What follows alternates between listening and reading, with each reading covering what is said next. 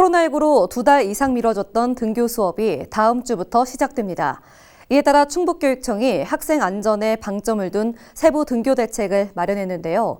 아이들을 과연 믿고 맡길 수 있는 대책인지 정학순 기자가 짚어봤습니다. 충북도 교육청이 등교 수업 세부 지침을 발표했습니다.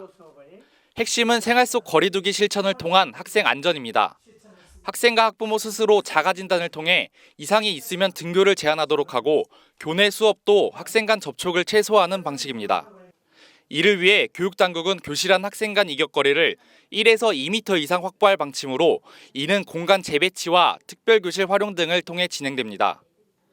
학생 수가 30명이 넘는 과밀학급의 경우 초등학교는 원격과 등교를 혼합한 병행 수업도 진행되고 13일 등교가 시작되는 고3의 경우 첫 주에 안에 분반 수업이 이뤄집니다.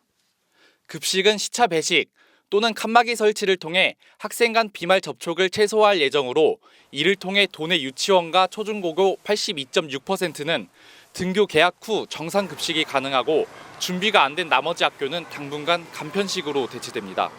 자가진단을 실시하도록 안내하고 등교 후 수시 발열 검사도 실시하겠습니다. 유증상자를 조기 발견하여 학교 내 감염 전파나 확산을 막을 수 있도록 모든 준비를 다 하겠습니다. 하지만 염려스러운 부분은 여전히 남아 있습니다. 먼저 학생 스스로 점검하고 등교 여부를 결정할 자가진단 설문 자체가 허술한 실정입니다. 교육부가 내린 지침은 열이 37.5도 이상인지, 코로나19 의심 증세가 있는지, 해외여행을 다녀왔는지 등 5가지 질문으로 구성돼 있는데 유사 증세를 갖고 있는 천식 등 기저질환자에 대한 별도 관리 대책은 없는 상황입니다.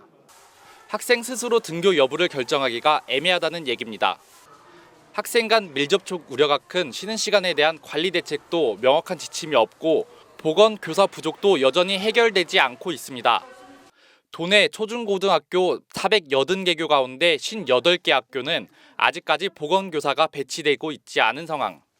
이에 도교육청은 일부 학교 보건교사를 멘토-멘티 형식으로 운영해 공백을 최소화하겠다는 입장이지만 우려의 목소리는 가라앉지 않고 있습니다. 아직 코로나도 끝난 것도 아닌데 벌써 개학한다니까 좀 걱정스러운 부분도 있는데 집에만 있으니까 너무 심심해가지고 걱정. 그래도 학교 가는 건 좋은데 그래도 걱정이에요. 생활 속 거리 두기를 통해 학생 안전을 최우선에 두겠다는 충북교육청. 일주일 앞으로 다가온 등교 개학이 차질 없이 진행될지 주목됩니다. HCN 뉴스 정학순입니다.